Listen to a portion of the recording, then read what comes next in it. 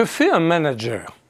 Nombre de managers ont conscience de faire quotidiennement du management, mais disposent-ils d'une définition claire de ce qu'ils font? Dans un court texte récent publié par la revue Global Focus de l'EFMD à Bruxelles, Yves Dauz et ses collègues Cuomo, Dossonen, Midler et Santos constatent avec regret que l'on a pour l'heure encore trop peu et très mal étudié ce que fait vraiment un manager. Ils soulignent que la question du management a été détournée par le champ de la stratégie d'abord, puis par le thème du leadership. Ce point de vue me semble assez juste et je voudrais l'éclairer à travers une définition de ce que recouvre le management. Selon cette définition, manager, c'est définir la stratégie, organiser, conduire et contrôler. 1. Définir la stratégie, c'est choisir le cap. Assigner des objectifs, c'est allouer des ressources pour atteindre ces objectifs, c'est déployer et mettre en œuvre. Ceci suppose donc de maîtriser les processus de prise de décision. 2. Organiser, c'est diviser le travail et les tâches entre les acteurs et c'est recoordonner par des processus ce qui a été divisé.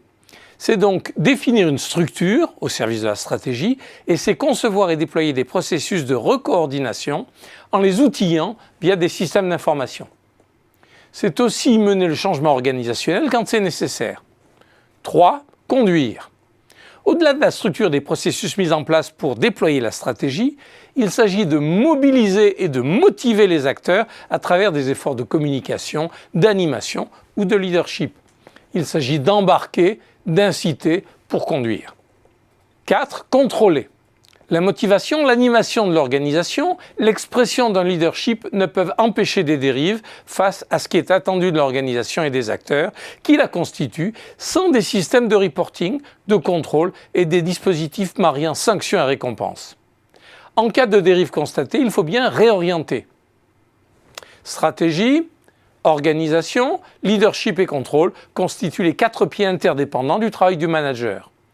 Réduire le management à la seule stratégie ou au seul leadership, comme cela a pu se faire historiquement, est insatisfaisant.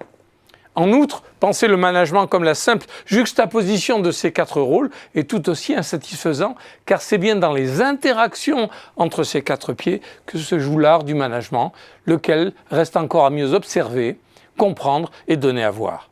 Tout un programme. Mais que font les chercheurs en management? Qu'attendent-ils pour s'attaquer à ces questions?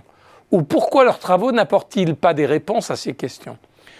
On sait bien que les recherches qui seraient pertinentes pour de tels questionnements ne relèvent guère des méthodes à la mode et passeraient par de la recherche-action et des présences longues et répétées aux côtés des managers pour les observer dans leur pratique. Dauz et ses collègues apportent en outre une idée forte en suggérant que les managers sont des chercheurs de solutions dans l'action. Il recommande en quelque sorte donc de faire de la recherche-action sur la façon dont les managers cherchent et concoctent leurs solutions ad hoc dans l'action. Beau et vaste programme en effet.